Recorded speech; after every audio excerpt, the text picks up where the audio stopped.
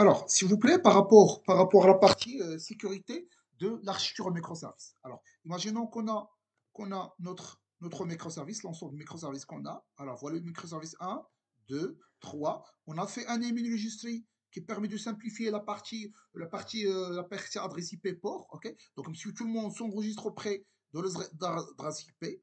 Mais le problème de sécurité, c'est quoi? C'est que chaque microservice doit implémenter sa partie sécurité. Ça veut dire qu'il doit implémenter un filtre d'authentification à un autre filtre d'autorisation, ce qui pose un problème. Pourquoi? Parce que c'est un traitement transverse qui va être dupliqué sur plusieurs microservices. La solution, c'est quoi? C'est de faire un gateway, ça veut dire un seul point d'entrée unique à l'application. Donc, le gateway, un petit peu ne donne plus l'accès direct au microservice. Donc, tu dois nécessairement passer par le gateway. OK? Donc, ici, un gateway, le point d'entrée unique à l'application. Et c'est le gateway qui télécharge dans nos microservices à partir d'un email registry. OK? Donc, ça, c'est le NR, le email registry.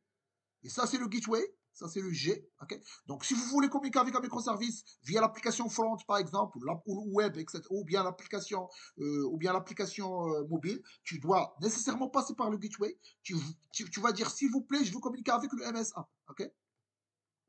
Maintenant, le gateway contacte le NR pour savoir ce qu'est le MSA. Il récupère son adresse IP et port et maintenant il va envoyer la requête. Alors, c'est ici qu'on va implémenter la partie sécurité. Ça veut dire que c'est ici qu'il va soit vérifier qu'il n'y a pas de token. Donc, dans ce cas, il va vous rediriger vers un autre microservice spécialisé dans la partie sécurité pour s'authentifier ici. OK? Sinon, s'il détecte que vous avez déjà le JWT, OK, c'est c'est dans ce cas qu'il va lui-même vérifier automatiquement l'éligibilité, est-ce qu'il est valide oui ou non. OK? S'il est valide, il va vous donner l'accès à la ressource. C'est pas valide, il ne va pas vous donner l'accès. OK? Donc, deux cas de figure. Donc, le scénario, c'est quoi? Tu contactes le gateway et plus le microservice directement. Le port de microservices en question que vous voulez consulter, donc ms1 slash API slash commande, par exemple. OK?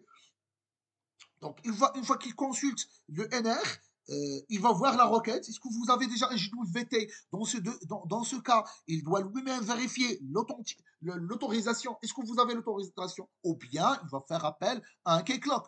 Keyclock, éventuellement, c'est Keyclock qui va vérifier est-ce que vous avez le droit d'accéder, oui ou non. Okay? Et si c'est Keyclock, le Keyclock, le KC, ok?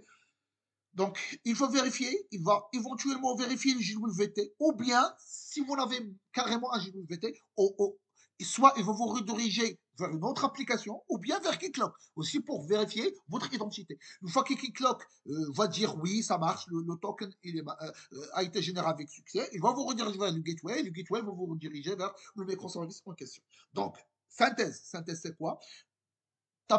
On va plus faire la partie sécurité dans nul microservice, mais plutôt on va l'implémenter côté gateway. Donc le gateway, on ne va pas l'implémenter vraiment la partie sécurité dans le gateway, sauf la vérification de JWT. Est-ce que le token valide oui ou non? Est-ce que vous avez le droit d'accès? Oui ou non? Mais via un autre microservice ici. OK? Spécialisé pour la partie génération de JWT. Ou bien, ça c'est une alternative.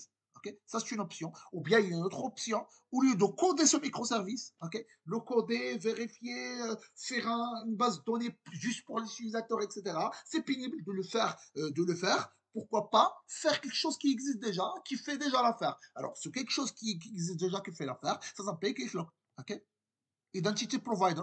Un Identity Provider ici, en l'occurrence Keycloak, c'est un Identity Provider, aussi c'est un SSO, Single Sign-On, okay, qui permet d'authentifier tous ces microservices via le Keycloak. Alors le Keycloak, c'est une plateforme dans laquelle on va créer les utilisateurs, on va créer les passwords, on va choisir notre stratégie pour ce connexion. Est-ce qu'il doit changer le mot de passe? Est-ce qu'on doit envoyer un OTP, un SMS, etc., etc. Et lorsque l'utilisateur veut se connecter, il doit nécessairement passer par Keycloak. Keycloak va envoyer le token vers réellement, pour être honnête, vraiment le Keycloak va être lié avec la partie front pour être vraiment honnête. Une fois que le JWT ça marche pas, il va vous rediriger vers Keycloak. OK? De la partie front. Une fois que ça marche, il va vous rediriger vers le gateway vers la partie microservice que vous voulez. Ok. Donc, soit on implémente nous-mêmes la partie sécurité via un microservice sécurité qui va communiquer avec le gateway, soit la deuxième option, on va implémenter, on va plutôt utiliser quelque chose qui existe déjà, qui a été déjà implémenté. En l'occurrence, ça s'appelle un Identity Manager. En l'occurrence, un Identity Manager parmi les Identity Managers, c'est Keycloak. Okay. Et on va utiliser Keycloak pour authentifier les utilisateurs, enregistrer les utilisateurs et par la suite vérifier le token d'utilisateur. Okay. C'est ça l'idée de la partie sécurité dans la partie microservice.